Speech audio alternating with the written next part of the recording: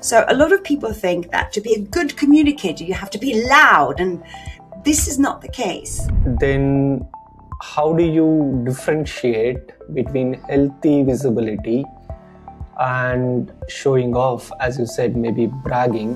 What's the thin line here? If we can, and that is not saying, I'm the best in the world, I'm much better than all my colleagues. We often assume and we think that the workplace is a perfect I can't even pronounce it, meritocracy. Yes, meritocracy. Yeah, sorry. Mary, I always stumble on this word, but we often think that what in the workplace, if you work hard, your merit speaks for itself, and this is not the case, because if you can't express what you do and what value it has so people understand it, if you can't simplify it so it's easy for the brain for other people to understand it, then it's just, you're just going to be part of the mass, and you will only be the light will only shine on you when something goes wrong. To make it even, if we trigger negative emotions, we need to trigger 5 times the amount of positive to make it even. So the way the brain works is that it fires up if it's a negative trigger, and the chemical reaction in your brain is 5 times stronger than the positive. Beyond Sight Podcast. Hi, my name is Ulrika Nisser, and I am deeply interested in communication, leadership, and how we can support corporates with communication and behavior change. I started my corporate journey as a stockbroker, one of the few women in London, and after that I spent a decade setting up my own business in photography, also in London. My expertise is leadership and communication and rhetoric. So I am now finally landed a job where I work full-time with my main interest in life, communication and leadership. Thank you so much for having me here on the pod. And thank you, Mindset, for letting me do this full-time.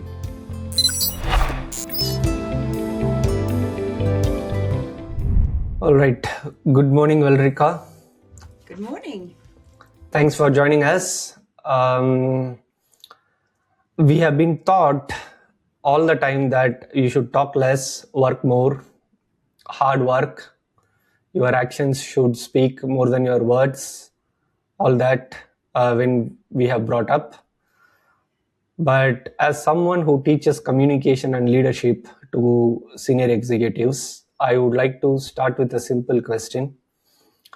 In today's time and age, does actual hard work really speak for itself in an workplace setting or personal relationship setting? How do you see that? That is a work very, really very, speak for itself? that's a very, very topical and very good question. And I would like to start by telling you a little story. Let's say you are managing a team. One project group has finished their project. The other project group has finished their project. One of the team is hardworking, has listened to this advice that we brought up with, just your work will speak for itself, and they've finished it. They go straight on to the next task, to the next project, where the other team sits down and thinks about, what have we done? What have we achieved? What value has that given to the company? And that is the story. That closes the communication cycle in terms of making it visible. Because let's say they have all done exactly the same as good a job, maybe the same job even. You don't know, you're just managing these teams. And what is not visible is very often not remembered. So who is, when your manager says to you, who contributed the most in your team this year?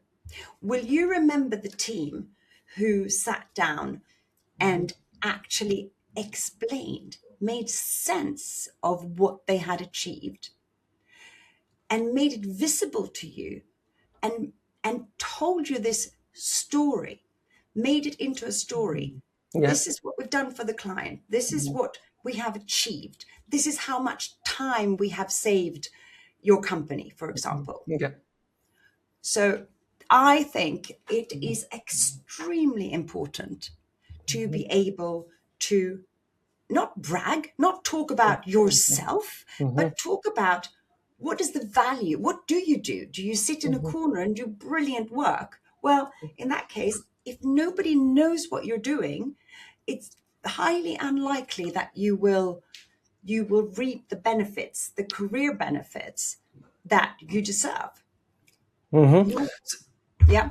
Yeah. So when you say we have to make it visible, then how do you differentiate between healthy visibility and showing off, as you said, maybe bragging? What's the thin line here?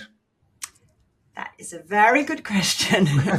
And you strikes me as somebody who wouldn't be very keen on bragging, but I know you from communication, from a communication point of view, and you are a very strong leader and have very strong communication skills without being loud.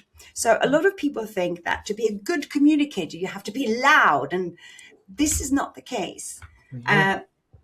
Going back to your question, what is the difference between bragging and making yourself visible, making your work visible? I'd say we often assume and we think that the workplace is a perfect I can't even pronounce it, meritocracy. Yes, meritocracy. Yeah, sorry.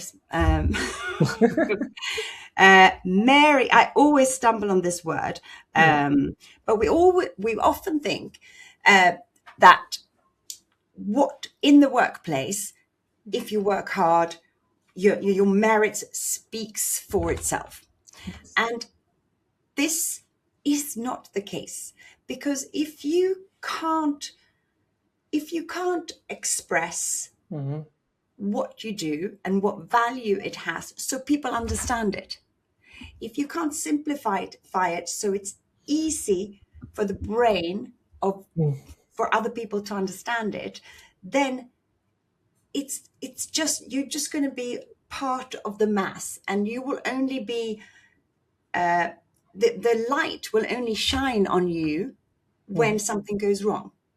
So we need to make our work visible by talking about it, by explaining what is the value of what I've done, what have I achieved, where am I going, why is this so important to the company, to the goals, to the other employees, to the clients, to the development of new product or whatever it is you're working on, and then explain what has been done, where am I going? Because when we can communicate it and we're not scared of saying, this is really valuable, this is what people are going to remember, and it will also increase the chances of you getting the funding you need, the support you need. So it's not just your career opportunities, it's also actually getting the job done. Yeah. If we can, and that is not saying, I'm the best in the world, I'm much better than all my colleagues. It could even be, if you're worried about the bragging point of view, you, as the leader of this team, you can talk about how amazing value your team has created under you because Exactly. you're leading the team. Yeah. How amazing collaboration you've had with this other department. And that does a lot of other things too, obviously. It makes them want to collaborate with you even more because, oh, that was appreciated. And, oh, he thinks I'm a great collaborator. What else do you want, Chandra? Can I help you in any other way? Can I, maybe we should have a coffee and talk more about how we can collaborate on this project or whatever it is you're trying to achieve. So, yes, I think that's a big difference, and we shouldn't be afraid of talking about what's going well and what help we might need, and appreciate people around us, because that makes people want to help you. Absolutely. Yeah. And as you pointed out, what is the role of leadership here? Let's say for someone who's working on a project, maybe he's not himself trying to make it visible, but what is the role of the leadership here?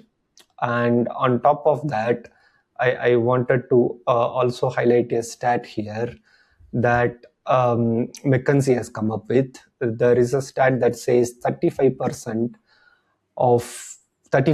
versus 65%, basically. So 65% of the people who got promoted in workplaces across US mainly have got some kind of sponsors identified within the organization or workplace. So that means the visibility is almost doubling the chance of your growth opportunities. And what is the leadership here? That is a very good question.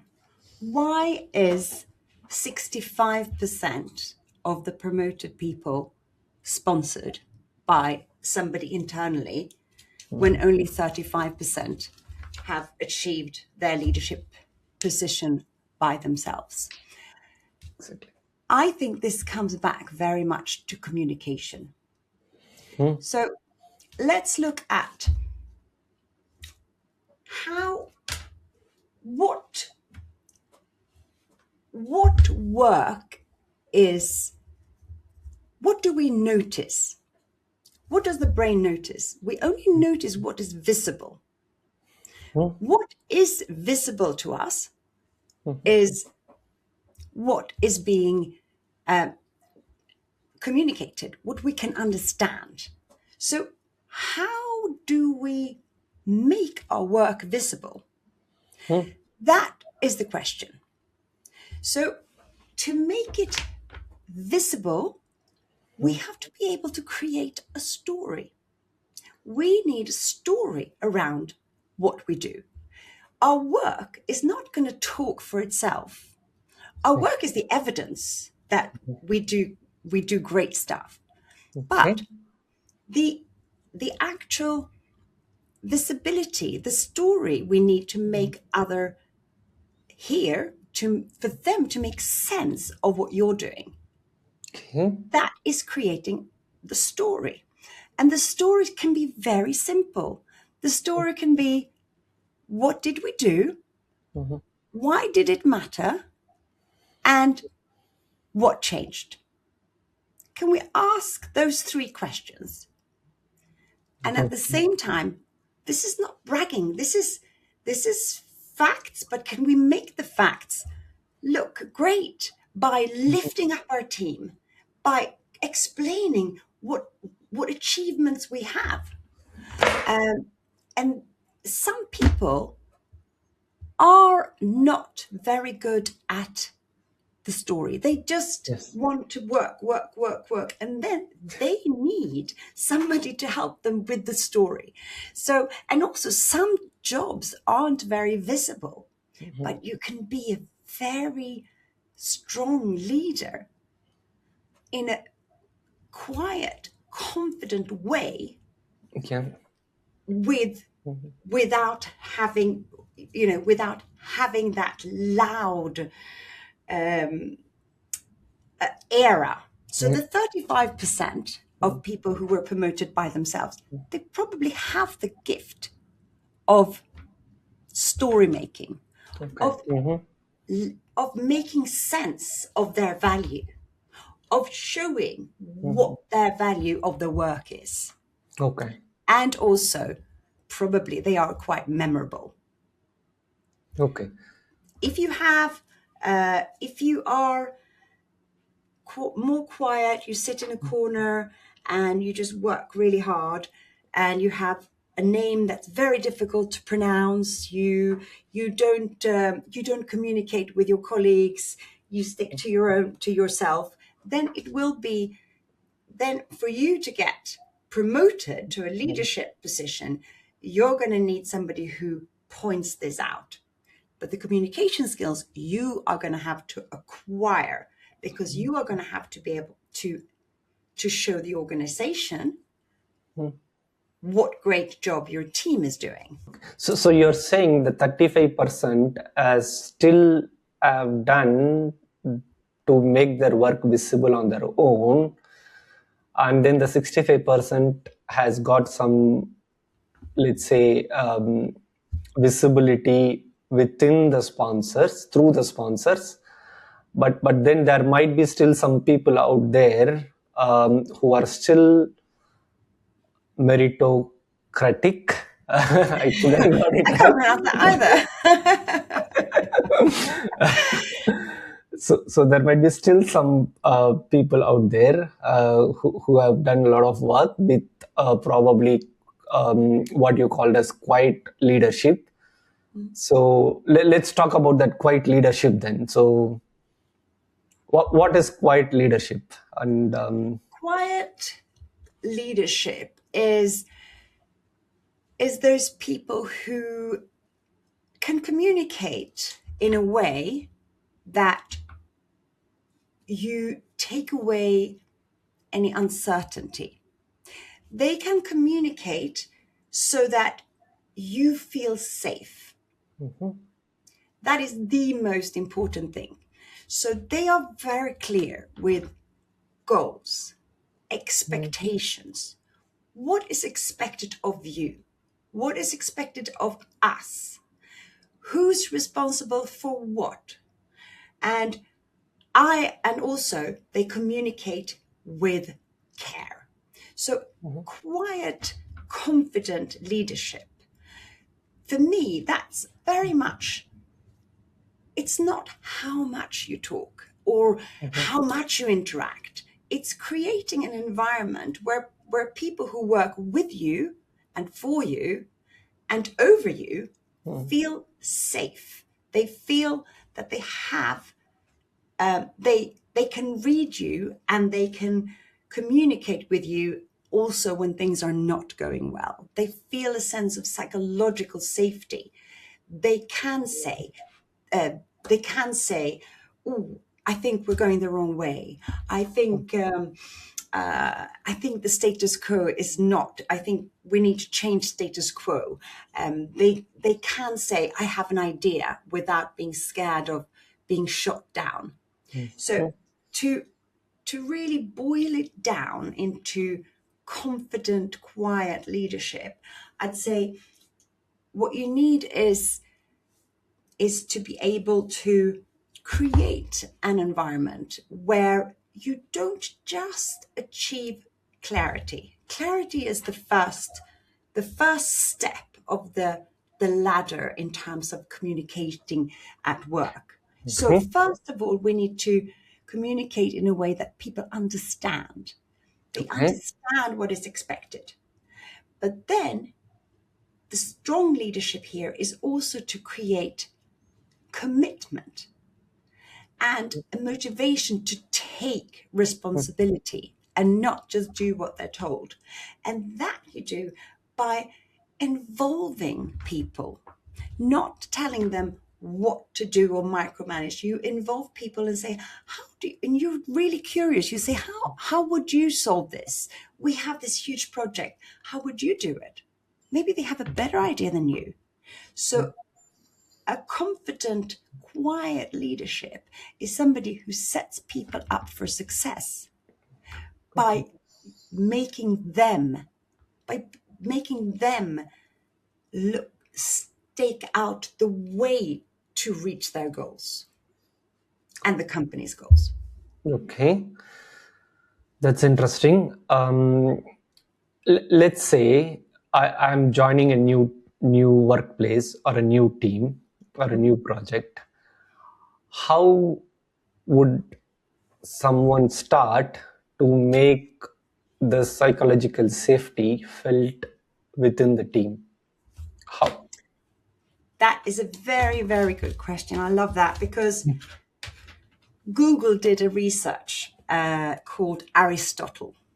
And they looked at how many teams? I think, well, it was more than 200 teams they looked at. And they wanted to see what is the secret ingredients, how can we find the secret ingredients for a successful team?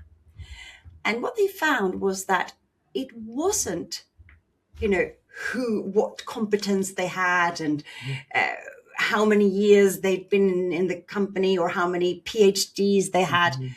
It was actually the number one thing that came on top of what was in common for all the most successful, productive teams were psychological safety. Oh. So this question is the most important question when it comes to any team, any project group in terms of success. So I really like that you asked that. And the number 2, by the way, was dependability. So that is trust. So if I say I'm going to do something, I will actually do it. And that comes with, no, let's park that for now. But let's go back to the question on psychological safety. Yeah. How do I, as a new person, create psychological safety in the team? Exactly. That, first of all, great question. Secondly, difficult because you're new and you want to fit in, right? Yeah. But I would say any group, no matter where you are in terms of seniority or how new you are to the group, I think a very good way to increase psychological safety is by showing a little bit of vulnerability yourself. Because how we increase it is, it's a slow, we work up to it. But the leader, it is the leader's responsibility, but it doesn't always happen. But as a leader, you can be an informal leader. So if you are new and you start creating this, then you're more important to the leadership than the official leader. But I think by daring to be a little bit more vulnerable, you can increase this kind of psychological safety in the group. Can you give an example? So, for example, when I start a course, so if I start a learning journey where the aim is to be more confident presenters and communicators, then I am new to the group. Yes. I am also in a bit of a leadership situation because I'm leading their learning journey. Then I will always start by saying, for example, that I am nervous. And to be really honest, because I do this as my job, I am not always very nervous. But I will always say, because it's not a lie, because it's a scale from 0.001 to 10, right? So I will always start by being a little bit vulnerable and saying, and then maybe telling a story about when it went really badly for me. Something I really messed up. And how difficult it is to present, because and why our brains are wired to be nervous, Okay. and how we can rewire them by having positive experiences presenting, so that we then feel more confident when we continue that. If that is something we want to do and need to do in our work, talk in front of people, how we can rewire our brains. So when I say that, I can see how people go, oh, it's normal, it's not just me. And they relax. And that creates psychological safety. So people dare saying, I really need help with this. I'm not sure about, I don't understand anything of what you're saying.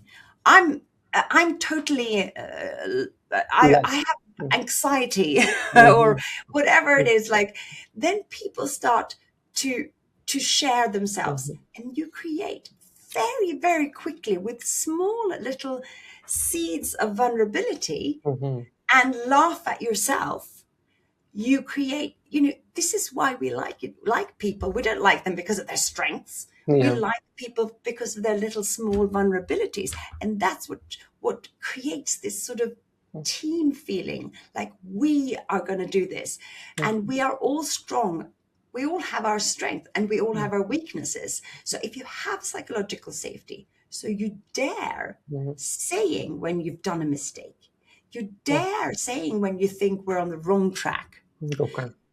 then the whole team is going to be much more than the sum of the individuals.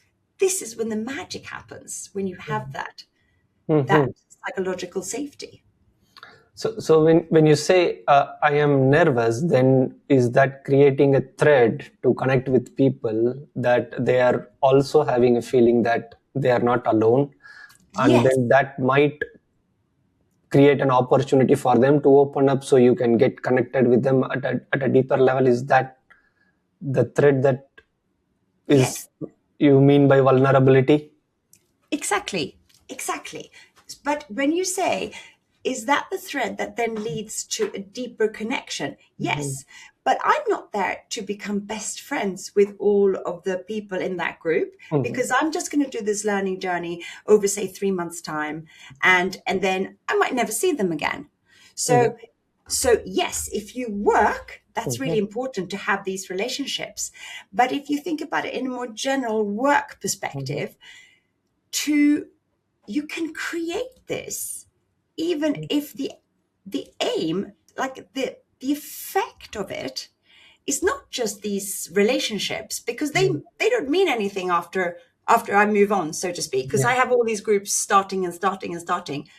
What is it I really want? I really want each person to come away with more confidence, with tools that they feel confident to use, so that they are then better leaders in their everyday life, or they are better presenters when they present, or they are better communicators. So that's my main goal. But on the way there, to get there, if I can create psychological safety within this learning group, they can create, they can support each other even beyond after the course is finished. They will then have got to know each other in such a deep way that they can continue the learning journey even when I'm not there.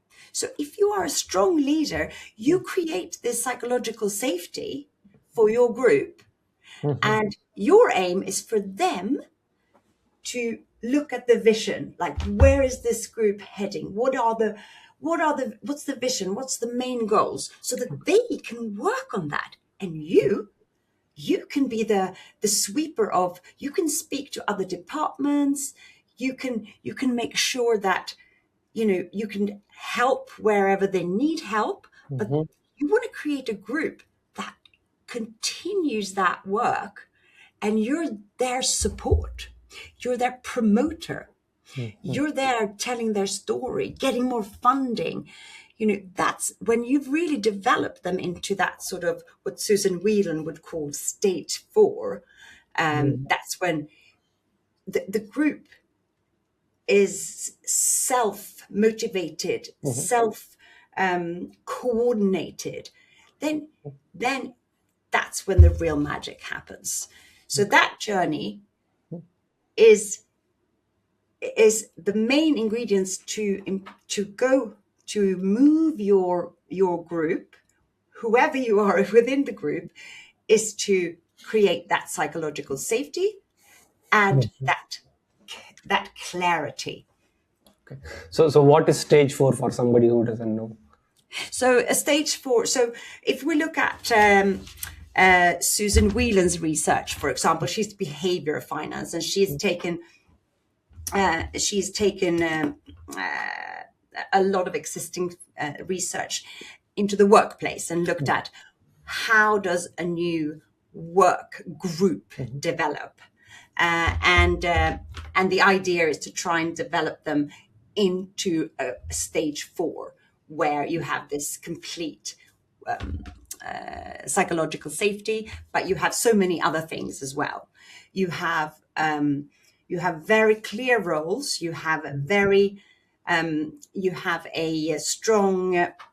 strong sense of what the vision is, and you don't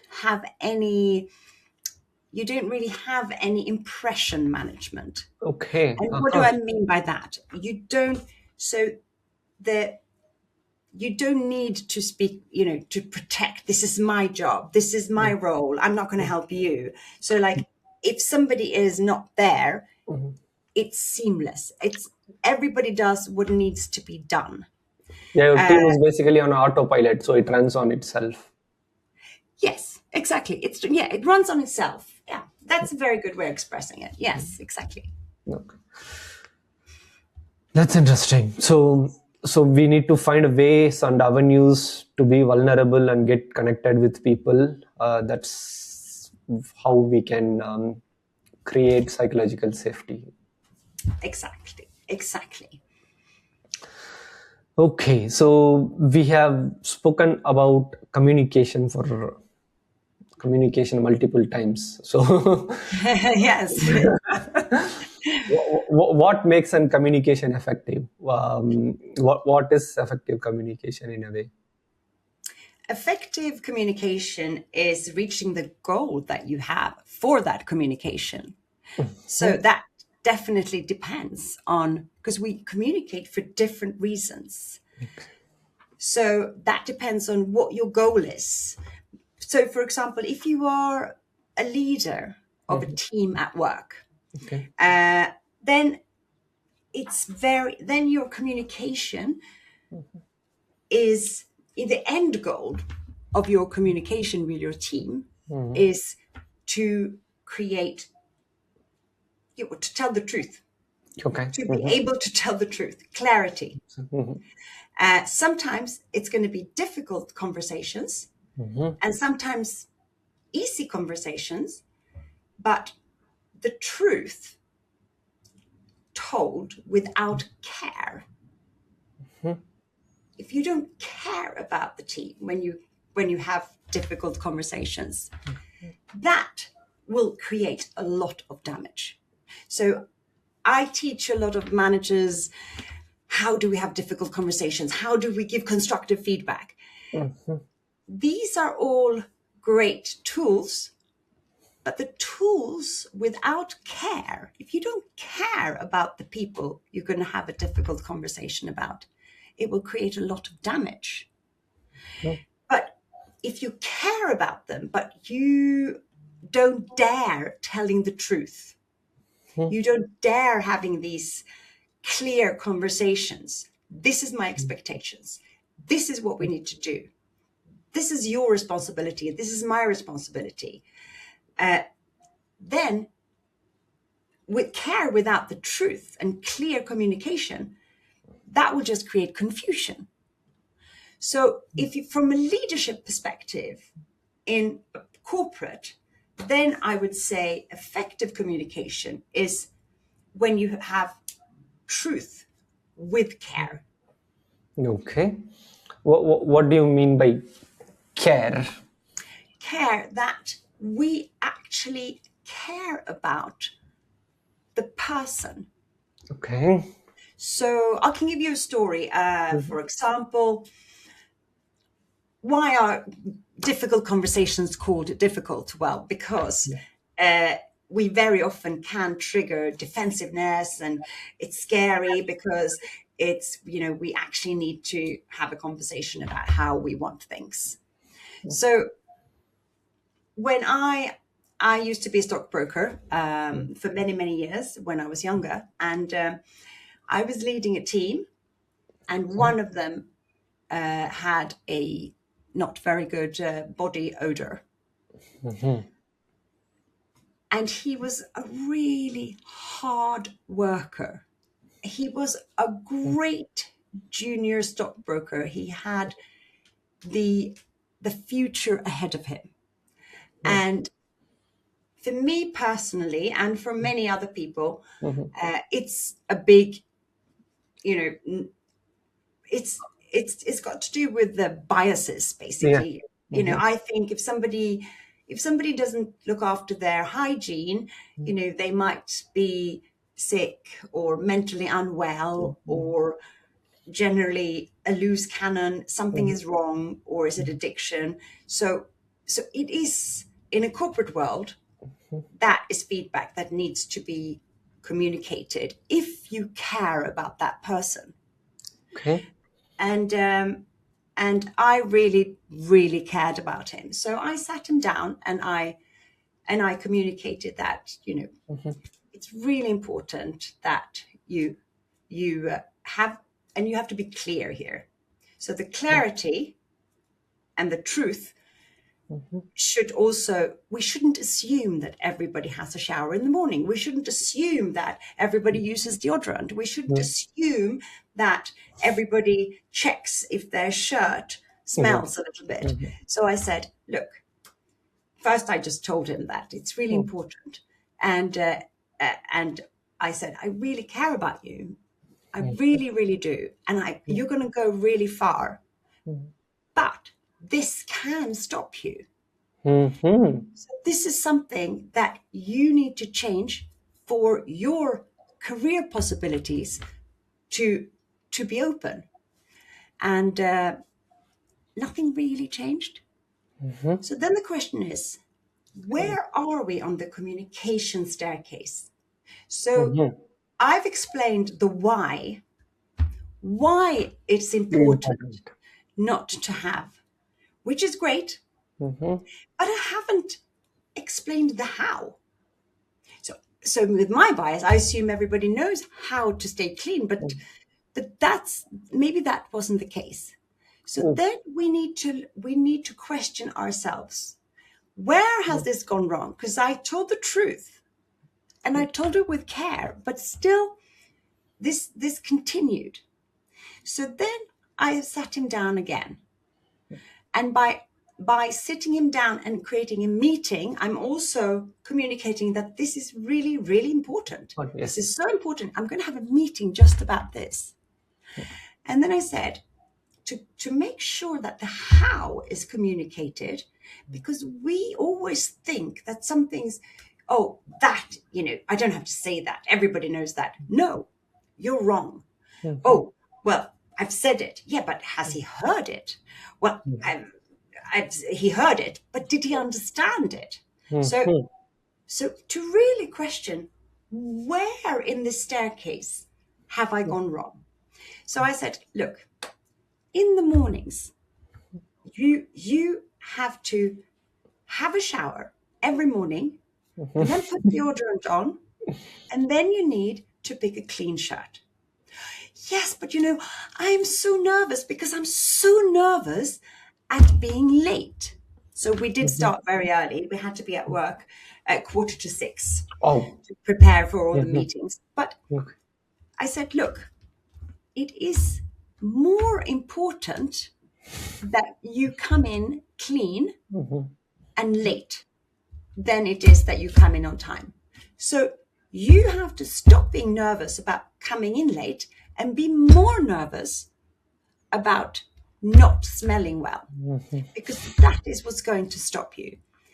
And it made all the difference. And it also allowed me to understand what was going on. It was his nerves about being late.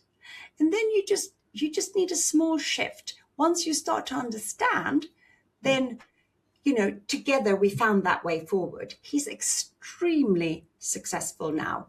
Wow. I feel so happy that I had the courage, because I had the care. And the team he worked for beforehand asked me to give this feedback before he started working for me. Okay. And I said, well, he doesn't work for me. Why don't you do it? And well, it's a bit, I don't know how to say or what to say. Well, I said that he's in your team. You do it. But then he came over to my team, so that was all fine. So the clarity did the trick then in this case, the way that clarity clarify. with care. Okay, that's amazing. That's interesting. So you need those two when you have the difficult conversations to avoid triggering defensiveness and conflict, because nobody likes to be told what to do. Exactly. Yeah. But you can, once you come up the clarity, then you can also start adding the why to make people committed. How important is this? Why are we doing this? If I just tell you, okay, now Chandru, we're going to start using a different podcast software. Now that you've just, mastered this one and you're an expert on this, we're going to change. And I'm not telling you why. You're going to be really irritated. But if I tell you, do you know what? If we change to this other software, we will save 50%. We will save so much money that we can actually buy this and this and this. Okay. You're going to be more motivated. So, okay, let's do it. Okay. Yeah. So the why and clarifying this does the trick. Coming back, when you explained this example, you touched upon communication staircase. Can you give a little bit more details on the staircase? Absolutely. So if you think of communication as a staircase and you think of yourself, I'm responsible. I am responsible as the sender. So if I want to communicate something to you, I can't start with trying to make you committed to something before you understand what you're committing to. Okay. So most of the communication errors happens very low down. And we want to be committed to a book club or a choir or, there are loads of things we're like, yeah. But we haven't really understood what and how. So, well, of course, if you're in a book club, you must show up. Yeah. No, not in all book clubs. In some book clubs, you come and go. Like, it's really important to be so clear with your communication so that you don't assume that anything is common knowledge. Okay. Nothing is common knowledge. Unless you've said it, it's, some people will not understand it. We have so many different experiences from different things. So nothing is common knowledge. So when we have a communication or a misunderstanding, it's quite interesting to go to yourself and think, okay, where have I not been clear enough? But that's common knowledge. No, nothing is common knowledge. It is to you, but have you said it? Okay, once you've said it, you're like, well, I've sent out an email. Okay, we are bombarded with WhatsApp messages, emails, text messages. we are completely overwhelmed. So only because you've sent an email to everybody in your team saying, you need to send me which dates you want to have holiday before the 1st of April, it doesn't mean that they've seen it. Yeah. So when you are angry with employee A, B, and C, maybe they are having a podcast at the moment when you're sending that out. So only because you've sent it or said it, it doesn't mean they've seen it or heard it. Yeah. But then if you were there in person and you said, look, I need to have those dates from you before the end of the week. Okay. Only because I've heard it, it doesn't mean that I understood it. Okay. Maybe I understood that you just need to know roughly which month. Okay. So if I haven't understood it, then you need to make sure that I've really understood. I need to know the exact dates on email or in this system, put in like this. To Okay. really, really like shower, deodorant, new shirt every day. Yeah. Bam, bam, bam. You cannot be too clear. Okay. And then only because they've understood it, then the question is, have they accepted it? Okay.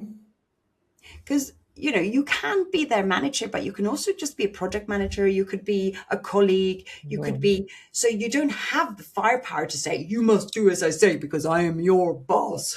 Yeah. And So- you could be spouse also. So Yes, exactly. And even if you are, yes. And even if you are their boss, Yeah. it doesn't mean that they necessarily accept it, because they might think, oh yeah, and you want this, and I have so much to do. I'll do it when I have time. So the next step here, so you've come to the fact that they've heard it or seen it, they've understood it, but have they accepted it? Okay.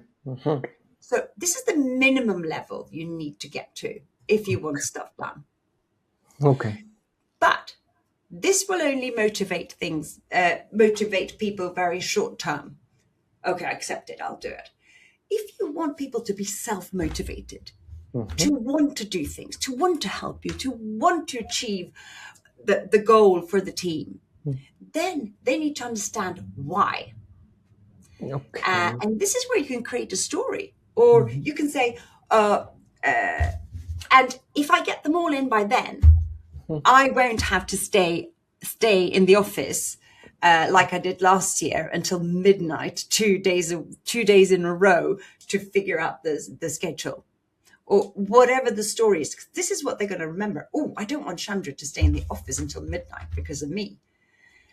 Or whichever story you want to create, because the story will make sense of why they have to do it. Okay.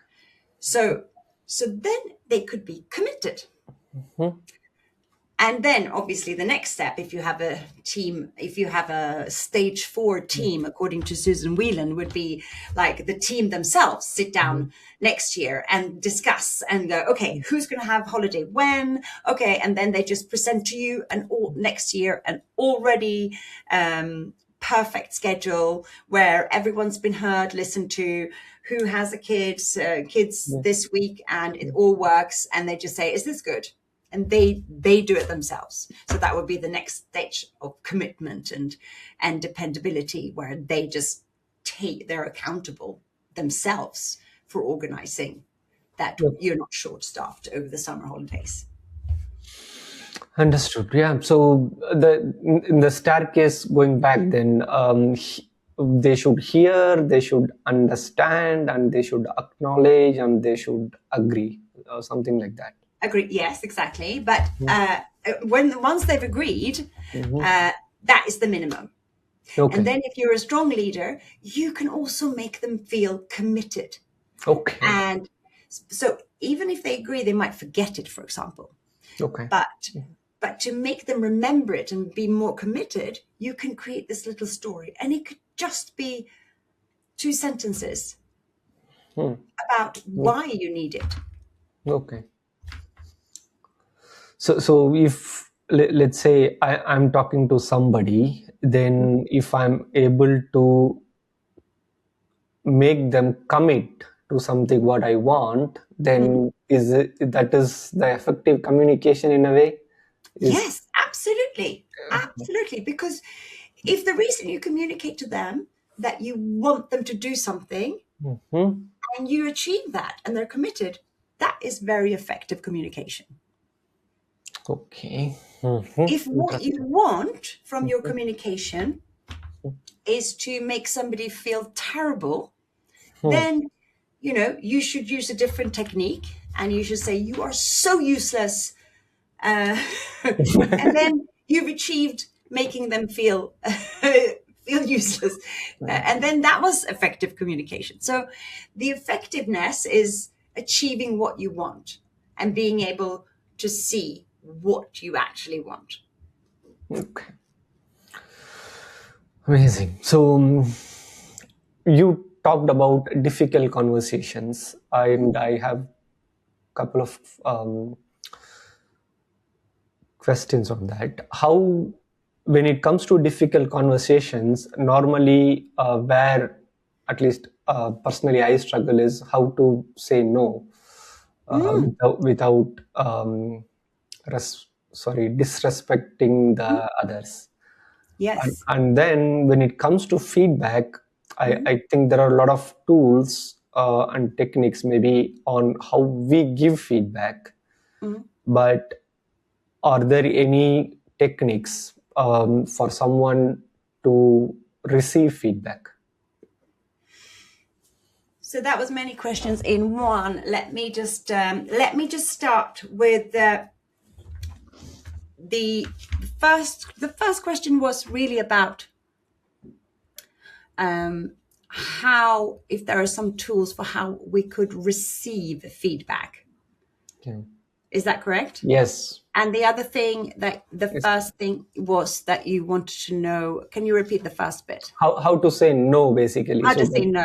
Yeah. I'd love to just divide those into two, because boundary setting and how to say no is a huge topic.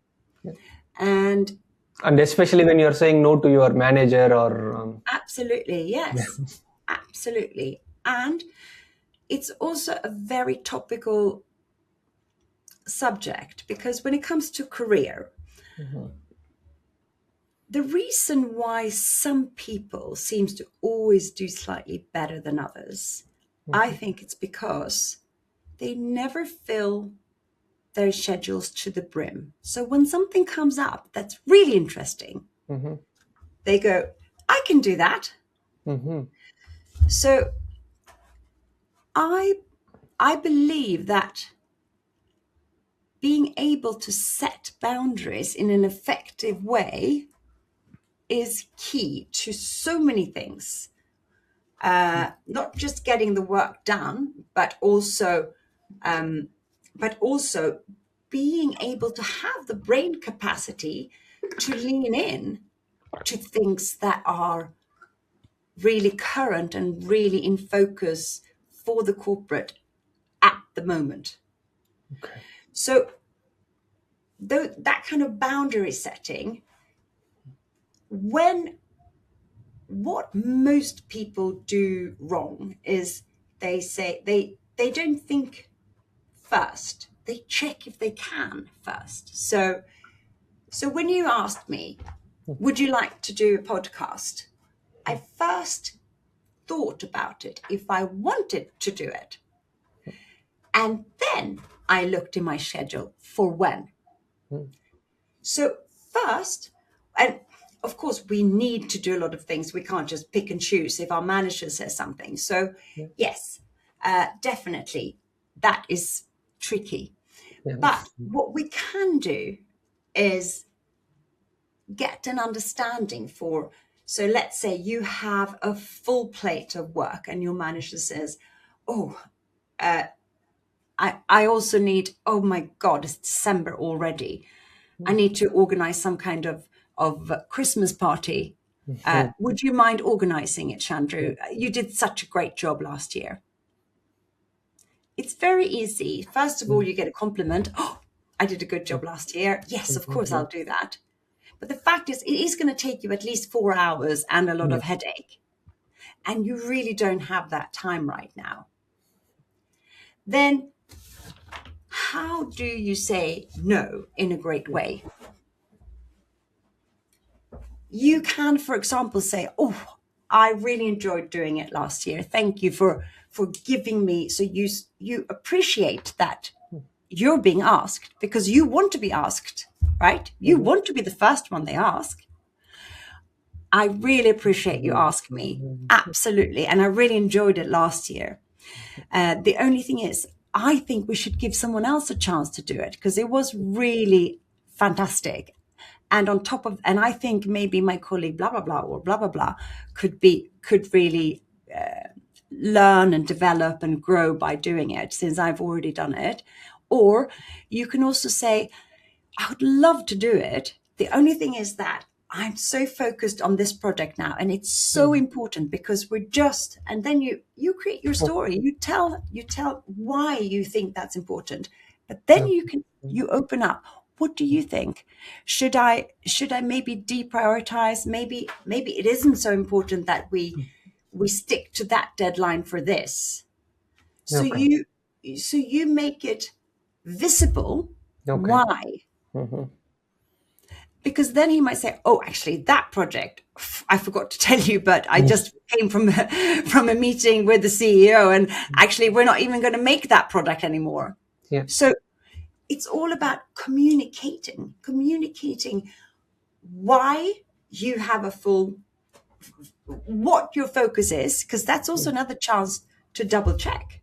Okay. If you are focusing on the right things at the moment. So I would say just open up to conversation. Okay. And don't start by saying no. Okay. Start by saying thank you. Okay. For thinking of me. How come? Okay, that's interesting. Why thank you? Thank you, because he's chosen you. She wants you to do it, or he wants you to do it. And that is a commitment of that person is showing you trust. So whenever anybody asks you to do something, that is worth a thank you. Okay. And by starting by saying thank you, that person will be quite fine with you saying no. So instead of feeling rejected, so I contacted you and let's say I say, Chandru, I'm going to have a course close by where you work. And I finish at 3. How about we'll have a coffee? And you say no. But if you say, oh, thank you for asking me, I would love to do that. Maybe you don't, but thank you for asking me, Ulrika. I would love to do that. But unfortunately, I am working against this deadline and I am drowning in work. Or I've got a meeting. So always say thank you, because maybe you want me to ask you next time or you don't. But it's always good to avoid somebody feeling rejected. If you can avoid that rejection, it's always a good call. That's interesting. Thank you for saying that.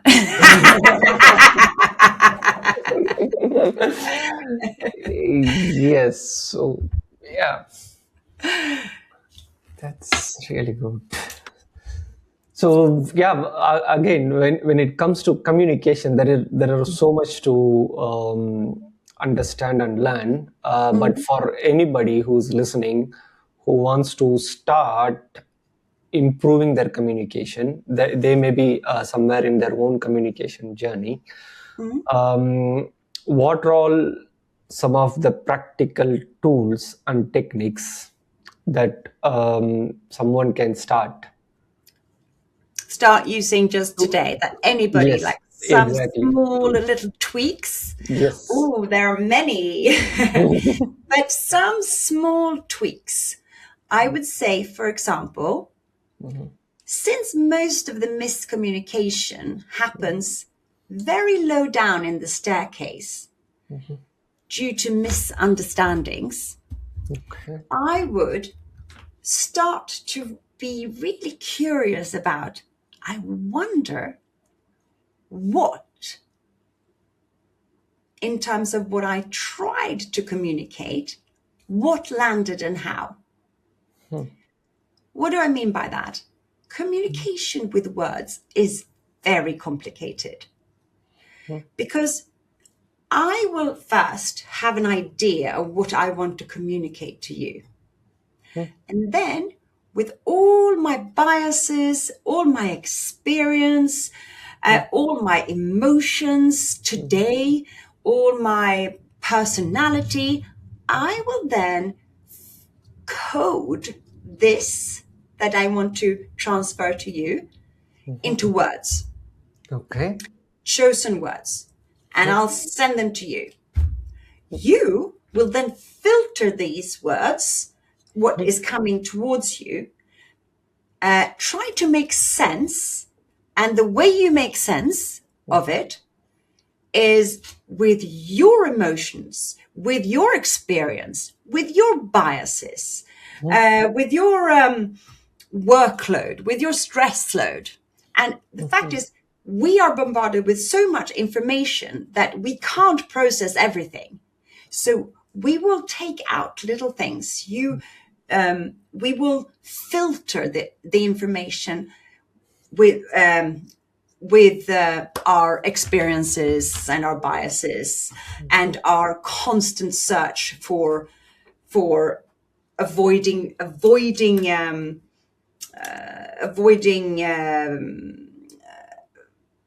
danger and seeking pleasure. So this is how the brain is wired neurologically. David Rock is a neuroscientist who has developed this SCARF model, for example, that is just explaining how we are always constantly scanning the environment for social threats and dangers and hunting for pleasure. So there's so many filters and so much before what I wanted to communicate to you before it lands. So many reasons for misunderstandings.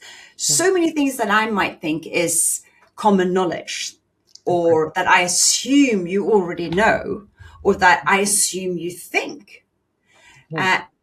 So before we come to even the understand, there's so many things that can go wrong. So one little thing that you can do to make sure at least that what you wanted to communicate landed the way that you had intended is to check. So you can say, "Oh, I know I might have explained this in a weird way," or put the blame on you. Don't say, "I think you're a bit thick." So say like, I just want to, I'm just interested in how did you understand it? To make the other person tell you back. Because this does two things. It double checks what the other person actually understood, how they took the message, and it also teaches you how you can be more clear with that specific person. Because we have to adjust our communication to each person that we communicate with, because they all have different biases and different education and different knowledge. So by just being curious what they understood of what you said, that can be both a way of teaching you how to continue your journey to become clearer. And also to show that to double check that they had understood.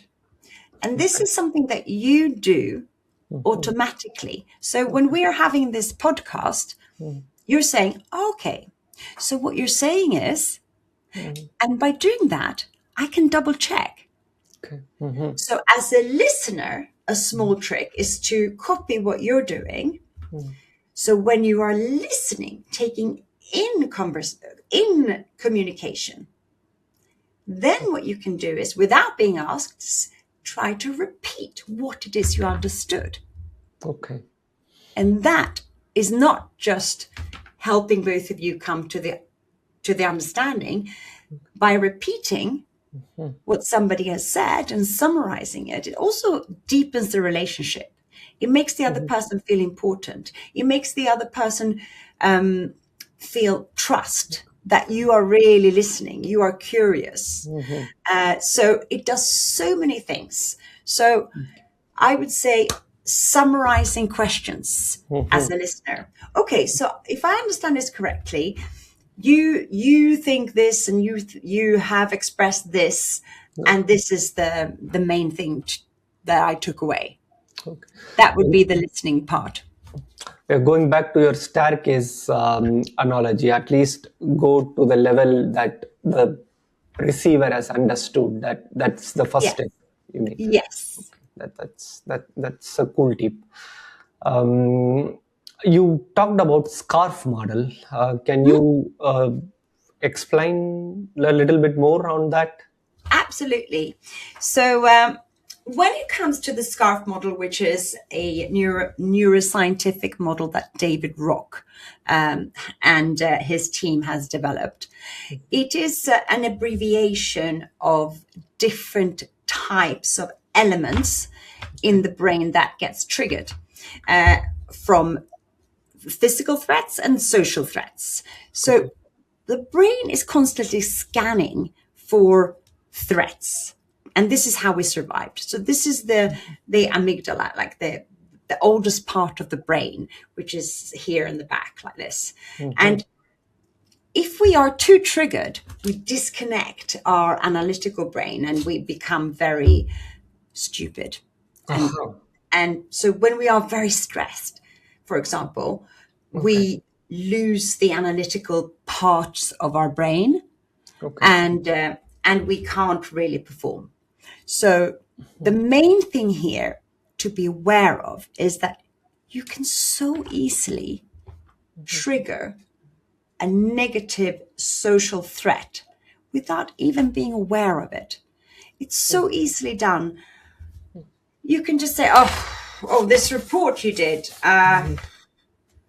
God, it's so long. I don't understand any of it. Or, okay, that was a bit harsh, but like, you can very easily say, for example, you're in a group, you sit in a group and there are 3 people and you feel a bit nervous and you know one person a bit more. So when you talk, you only look at that person. You give eye contact just to one person, not to all 3. Okay.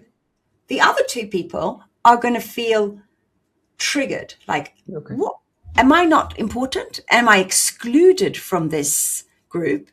Or am I being ignored? So that just by the eye contact.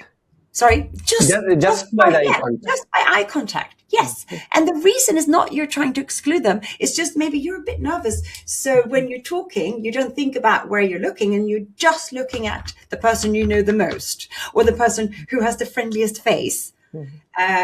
So if we go back to the model, which is called SCARF, the triggers that can be triggered just by you not thinking about where you use your eye contact is, so if you look at SCARF, the first letter is S, that's status. You know, what is my worth here? So if I'm not being looked at, I might feel like I don't count. Certainty, that is just our brain always prefers to know than to not know, even if it's negative. Like, we want to know. So that one, maybe not so much with eye contact, but for example, if there are bad news coming, and even if we don't know exactly how bad, always communicate everything you know. And always make sure, look, this is what we know so far. We know this. The more people would rather know and have certainty, even to the point where if you told me, look, I can give you I can give you a promotion to become CEO of my company that I work for in 2 years' time. But there is a risk that there is a 50% risk that that I will give it to someone else, or you can have 10 ice creams today. Okay, this is a little bit of an extreme example, but the brain always wants to have what is certain more than what might happen. The third one is autonomy. So sometimes as a leader, we need to tell people, you have to do this now. But when we take away autonomy, our brain goes, oh, because we really want our autonomy to survive. So what you need to think about is, how can I give a sense of autonomy? How can I give as much autonomy as possible? So if I work for you and you need to have a difficult meeting with me, telling me that I misbehaved in the last meeting, and I know that's why we're going to meet, instead of telling me, okay, we're going to have a meeting and talk about this tomorrow at 3:00, you say, okay, let's have a meeting and talk about this. When would it suit you? 3 or 3:30 tomorrow? That gives me a little bit of autonomy. Yeah. So that will trigger me slightly less. Yeah. And then the fourth one is relatedness. And that is when we feel part of the group. We feel connected. So a negative trigger would be that everybody talks about the match yesterday over in the lunchroom. And I didn't watch it, and I don't feel part of the group, and that will trigger me to feel left out. Okay. And that's just what happens. But it's that really old sense of being part of the flock that is essential for survival. Yeah. If you are cast out, then you would die. Yes. A better example of relatedness could, for example, be that somebody comes into the office every morning and they only say hello, good morning, to 3 out of 5 in the team. Yeah. And those other 2, they're not going to feel as part of the team. That might trigger them. Exactly. To be really aware of where can we make sure that everybody feels part of the whole company, the whole department, and the whole group, so that you get that feeling of belonging is so important. And the last one is fairness. Okay. And that is, what somebody feels is unfair, that all we can do there is try to think of how we communicate things and why we have to let people go, or why we have to close this department, and just to try to really explain. Okay. To make it, to make people feel, oh, that's not fair. Understood. So that's more of a tricky one. But the first 4, I think we can do a lot of reflection as leaders. Well, not just as leaders, as anybody communicating with anyone. How can I communicate this in a way to avoid triggering this fight or flight or freeze reaction because of how I say it and because of how they interpret it? Understood. So it's really interesting. I can relate to autonomy here. When you say trigger, it is both positive or negative trigger from these 5 different Yes. things, right? So domains, yeah. when it comes to autonomy, I think maybe many of the listeners will also be relating to this. It works in relationships mainly. I give complete autonomy to my wife, so it takes away a lot of stress for me. Yes. Where are you going to go on holiday? Where are you going to live? How many kids are you going to have? Yeah. Yeah, that's yeah. Exactly. So yeah, and similarly in a workplace environment, if at least I get triggered very easily negatively when somebody takes my autonomy. So that's Absolutely. really interesting to relate to that. Yeah. Especially now after the pandemic, Yeah. with when a lot of people were working away from home, and then that became the norm, and then we started, applying for new jobs, and we have the expectations, or it's maybe even in the contract that I'm going to be in the office 1 day a week, and then suddenly maybe things change, and then that feels like a big trigger of your autonomy, that suddenly you have to travel to work. Yeah.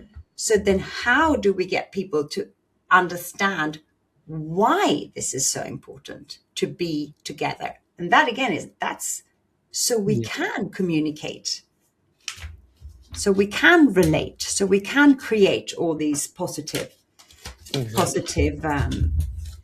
triggers when it comes to, for example, scarf.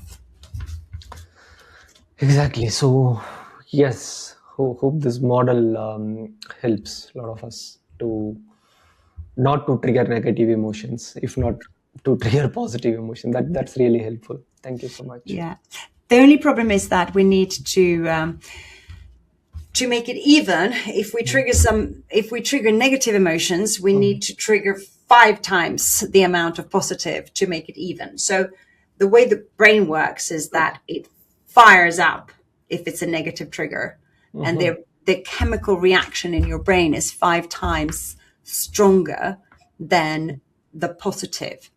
So it's all very well to try to give positive feedback and try to have a nice Christmas party and all these things. They are great things. Okay. But one negative trigger, one not so thought of quick comment can destroy 5 positive things. So I think we really need to start reflecting more over how will this person, how can I communicate this in a better way? How can I make people feel they have more autonomy? How can I make people feel there's more certainty around what is expected? What are the goals? What's happening? What do we know? To really, really spend more time reflecting over where we might trigger people negatively and asking. Understood. Yeah. Sure. So when we were talking, you mentioned something about biases in our communication, right? That's very important. So I wanted to ask a general question. Is there a gender variable when it comes to the communication? Is there a gender variable to the equation? Number one. And how is our culture playing a role in when we communicate? Very much so, I would say. Let's start with culture.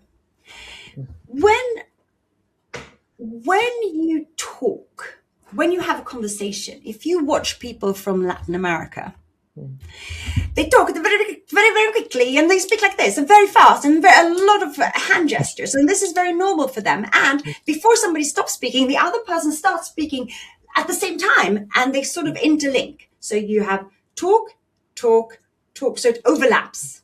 And this means that you are engaged in the conversation, and you really like the other person, and this is how the communication pattern is. So very intense, and with overlapping. You start talking before the other one has finished. And then we look at Western countries or Scandinavian countries. It's more like a tennis game. So I'm like, okay, poof. So I want to talk to you about this, la la la la. And then it's quiet for like maybe 1 second, and you go, oh, okay. So what you're saying is this, and then you ask me another question, and then, good question, and then poof, it's like a tennis game. Yeah. Okay. So there's about the silence there is about maybe 1 second. And then we go to Japan. And there, an awkward silence is 30 seconds. Wow. So in Japan, if somebody speaks, you pause when they finish speaking, even if it's a question, you listen and you really think about the question. And that is respectful. Okay. And then after that silence, you speak, and then again it's silence. Wow. So it's very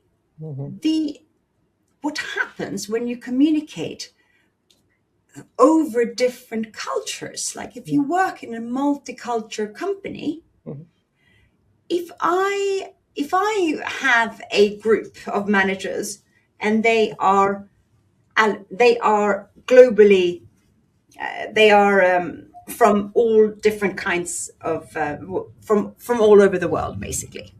If I ask an open question, I will only get answers from the people from Latin America because they are the quickest, right?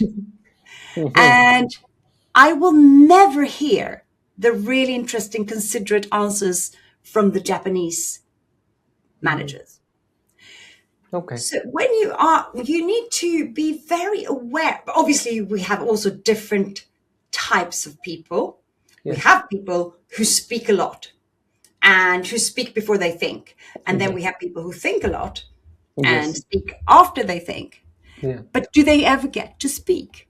So when we facilitate a meeting or a room, I think we really need to think about these cultural differences and interrupt people. Because, and say, even if it feels like you and I, we're very much like, and for us, it's rude to interrupt. Okay. But in Latin America, it's rude not to interrupt. So when we facilitate groups where we have mixed cultures, I think we need to share the speaking, the room. We need to hear from everyone. Okay. And that takes a strong facilitator, a strong leader to make sure that we also hear from the quiet people. So you go, okay, yes, that's great.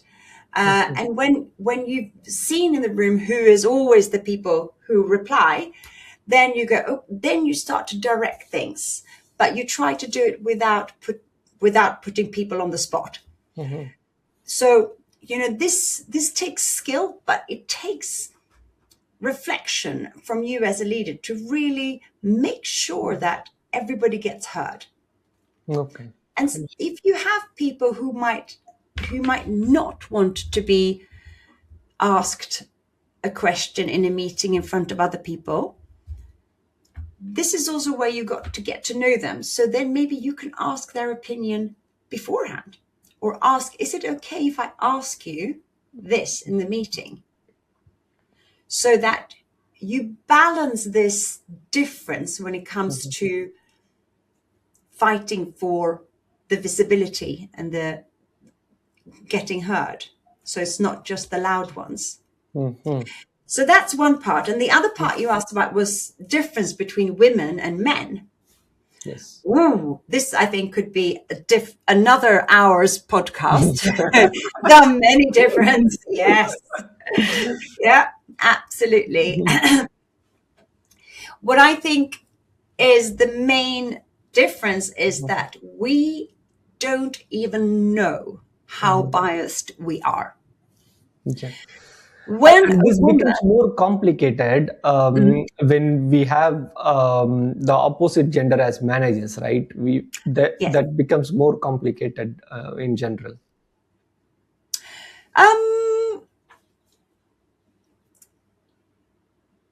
I would say in general, women. No, I'm not going to generalize. That's too. But I think with open communication, it's not a problem to have the opposite sex as your manager. Absolutely not. If you are open and clear, if you dare to be open and clear. When I started working as a stockbroker in the city, I was the only woman. There was no other brokers on the whole trading floor of 200 people. The only other women, they were, I am very old. This is 90, when did I start? 98 or 97. Okay. So the only other women were secretaries. Okay. And they, so when I was there, I was very visible. And one of my managers, he thought it was really funny. So we sit over this trading floor with telephones and screens and buttons, so we can shout to different traders.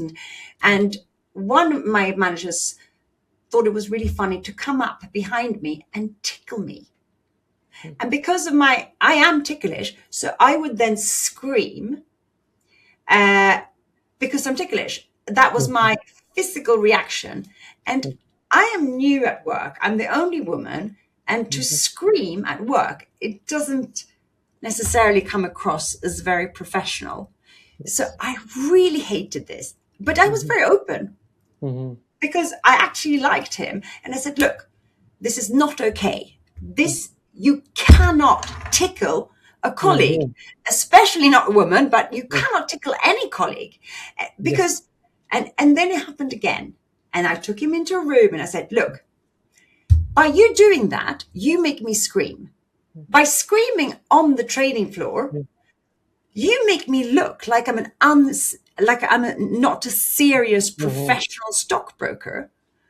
And I really, really don't want that. So I had to really make him understand why as well. And that, again, that comes back to truth, but with care. I could have said, you have broken all the rules in professionalism and stockbroking. How dare you? But that would have just created a conflict. Understood. Instead, I was very clear and very firm, and I gained his trust, and because then he knew if he ever did something that I didn't like, he knew I was going to tell him. Okay. So I think that communication is so important, that you actually say exactly what you expect, what are the rules, set your boundaries, so that whether you are a woman or whether you're a man, because what's okay for you it's individual to you. Yes. So I think it can work very well. And then I was a manager, and all the people I managed, they were men. I never managed a woman. And I never saw that as a problem, ever. Okay.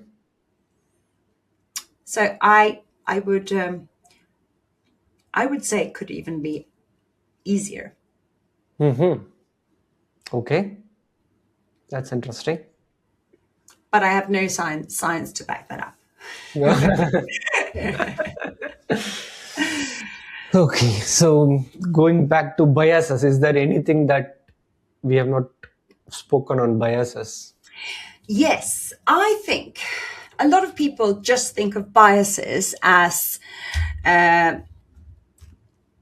like, would we promote a woman if we are a woman because we are the same as her? Or would you promote somebody from India because you are the same as them, because we like this kind of familiarity? But biases is so much more. This is how our brain survives, because we cannot process all the information that is coming in. It's like somebody's shooting information with a machine gun, like smell, facial expressions. Like there's so much happening all the time that we have to have biases to filter. It's shortcuts, basically. Okay. And some of them are negative, some of them are positive, some of them we need to work on to question. But some of them they just are. They're neither positive or negative. We just need to be aware of that they are there as a filter to push ourselves. What do I mean by that? Well, David Rock, coming back to him, who created this neuroscience model about these threats that the brain is scanning for all the time. He also looked at biases, i.e. shortcuts. What shortcuts have we inherited? Have we all in common in our brains? There are loads of shortcuts. But he has put them all into 5 categories. And he's mentioned, this is also an abbreviation. And this one is called SEEDS.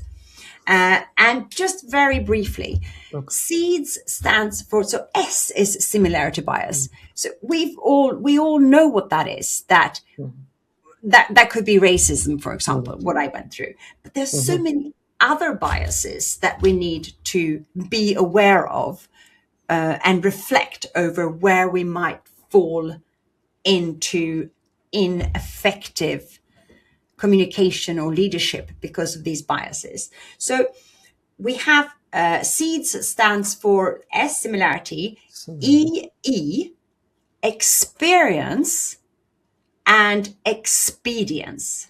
So expedience and experience. Okay. So experience, that's that we filter everything through our own personal experience. Okay. So if I've spent 3 months in India, for example, and when I was in India, let me just think of an example.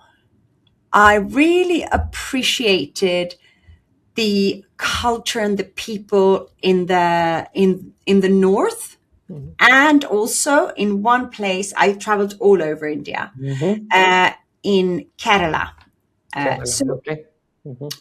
If I speak to somebody who is from India and they tell me that they're from Kerala, then I would go, oh, I love Kerala. And I suddenly have this experience bias where I think I know a little bit about them. I don't know anything about them. I don't know anything more about them than if they would have grown up 200 kilometers north of Kerala.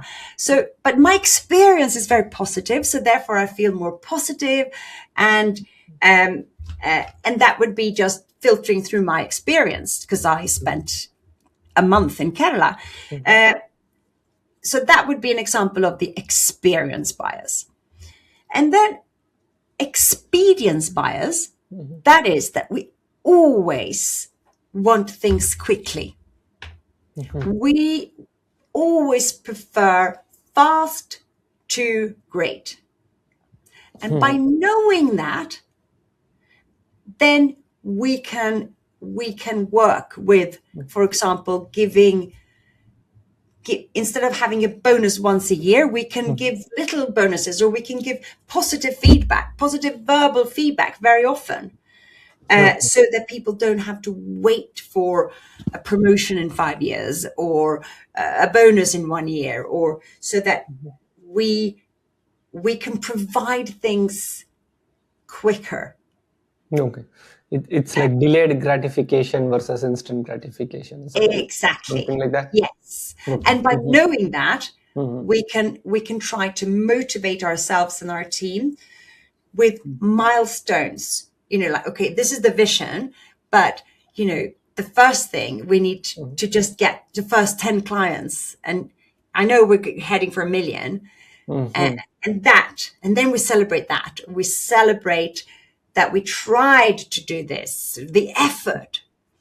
So that would be the exactly instant gratification. And then the D is distance, and that's a very simple one. If you work in the head office, you have much better chances of getting your projects financed, and because you can bump into the CFO in the office and over the coffee machine, and he's more likely to want to give you the finance than your colleague who's managing a similar project but in one of the other countries. So we prefer people close to us. And then the last one is safety, and that is just that the normal brains will always prefer, even if it's not logical, prefer to know, prefer to be safe. So if I said, do you want to flick a coin? If you lose, you give me £10. And if I lose, I give you £100. Okay. You say, no, I'd rather find £10. I mean, not because you're so clever, but in general, we prefer to know and not to put things at risk. So that's how we filter information. And by knowing that and knowing your team and which biases they have more or less of, which we know through communicating, and then we can then question, okay, but are we being too safe here? Are we just going for this route because we prefer safety? We have so much to gain if we try to question the status quo. Should we try this instead? And just by reflecting on this, I think we can maximize our output and our communication much more. Yeah, I love this connection between neuroscience and communication. It's really amazing. It's so I think neuroscience, behavior science, and communication, that is where you can draw the best conclusions. Exactly. Yeah. Sure. So let's talk about the current situation. What I mean is, in the age of AI and all the information that you said, we are overwhelmed with information. That means I'm going to bring up a stat again from Microsoft here. So Microsoft is saying that in our workplaces, every 2 minutes, we have a distraction. And this is only limited to the Office 365 programs. There may be much more. So that means there are about 275 distractions per day in a workplace. How one should navigate with these distractions around us. On top of that, if somebody wants to keep their communication clear, effective communication, all that. So it that is the challenge, isn't it? Yes, exactly. Yes. So when it comes to being available, I think we need to be very, very careful. So what kind of availability do we actually need to have? And with the bias that everything should be so quick, I want an answer straight away. If you don't work in A&E or ambulance service, or where things can very often wait slightly, maybe what is easiest to solve might not be most urgent. So I think it's very important to block out time when you can work uninterrupted and where you can reflect first, what is it I need brain capacity to do, and block out time in the time of day where you have your best brain capacity. And that could be different for everyone. And create that space where you can actually work. I mean, sometimes I don't get any work done until I go home from work. Like the deep work, like creating courses and content and things like that, because I need to have complete focus and I cannot be interrupted. But how can we train our colleagues and our spouses and our children not to interrupt us all the time. Exactly. I would give an example of my manager at Mindset, who I think is the most brilliant leader I've ever had. His name is Fredrik Grip. If you ever get to work for him in any company, hopefully at Mindset, then you'll see what I mean. For example, what he used to do when we were all in the office all the time before the Pandemic. Yeah, COVID-19. Yes. he would make himself available to all the consultants that do what I do, design and deliver courses and learning journeys. And he did the same thing, but he was also managing all of us. And he would make himself available by coming in early, 2 hours before the first course started. We always started at 9. He was in from 7 o'clock. He was always sitting from 7 o'clock in the lobby with a newspaper, Dagens Industri, and a coffee. And that might have looked like a relaxation time, but he's sitting there for one reason, and that is to be available to us.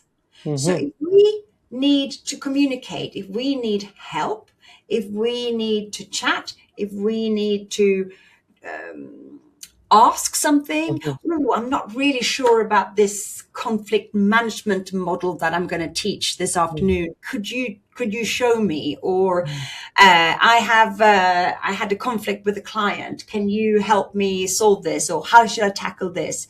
Whatever it might be, he was there available for us. And that meant that the number of emails he got from us was minimal. And we were a big team. And the number of, we didn't even have teams back then. But I think you need to think about how can you be available, but not available all the time.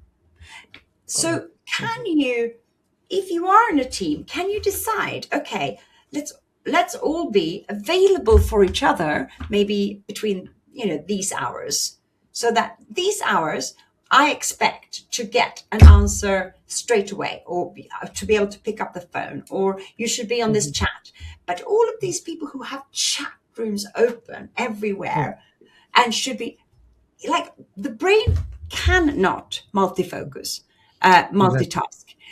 It can be better or worse, and here women apparently are better at switching from two tasks, but it cannot multitask. So all you're doing is that you're destroying your capacity, your brain capacity, and you're tiring out your brain by being available on all these screens,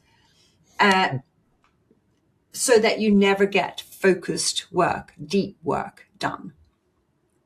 So I think the availability is the main problem, that you need to be available and also not be available. So to create a structure there. Sure. So just to be clear, you mean make it clear to the rest of the colleagues that you are available at certain time, and that's the only time. And you're also suggesting to block your own time to get effective work done, to stay away from distractions. I think so. And I think there's a lot of things you can do on your computer. You can turn off, for example, every time you get a little notification, you got a message from Teams, you got an email, you got a text message, you got this. These are the little interruption. Even if you don't open the mail, even if you don't, just by seeing it, that takes away from your focus. You hardly even notice it, but it does, because your focus switches. So look into, how can I turn all these notifications off? Even if you have, say you have 30 minutes, you turn it off, or 1 hour, you turn it off. Then you can look at whatever it needs to be done, or whatever is urgent and needs to be replied to. But you decide when to, not when it plops up. And if it's an emergency, of course, but then they will find a way to find you. Yeah, that's for sure. Yes. Yeah. All right. So maybe my last question.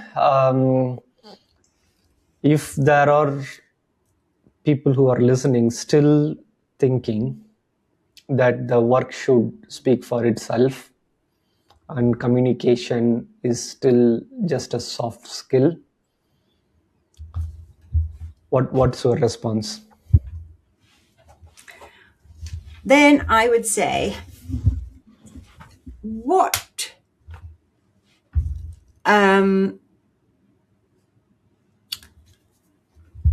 is noticed is what is visible. What is remembered is what is repeated. But to make sense of people or tasks, you need stories. And your work is the evidence that you're a hard worker. But your work needs an interpreter. Your work needs you to create that story. So you will always need to be able to express, what did we do? Why did it matter? What changed? That is what people will remember Okay. when they ask who contributed most in the team or the company this year. Who should we give the little golden fly to? It's what's visible. Okay. Thank you so much for that insight, Ulrika. What is remembered is what is repeated. I think that's really profound. Thank you so much. Thank you. That was really, really fun and really interesting. Your work cannot speak for itself. It needs a translator, and that is you. Absolutely.